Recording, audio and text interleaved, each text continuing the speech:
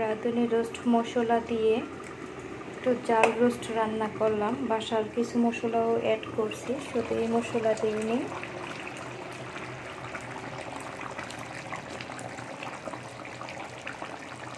রোস্টটা হয়ে গেছে, এখন জাস্ট একটু ঘি দিয়ে নামিয়ে নিব। আমি ঘি দিয়ে কিছুক্ষণ রাইখা নামাবো। আসমানি বাবু রোস্ট রান্না করলে খুব পছন্দ করে।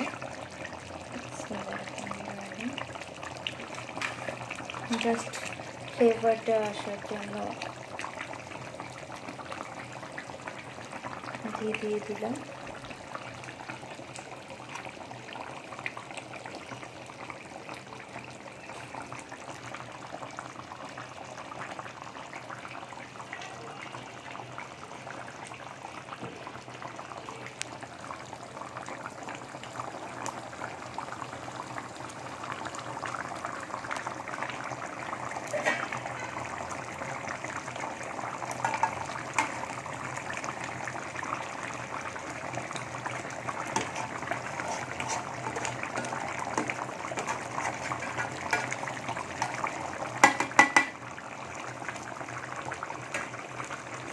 যারা নতুন রাঁধুনি তারা এই রাঁধুনি রোস্ট মশলাটা ইউজ করতে পারেন, মোটামুটি ভালোই হয় রান্না।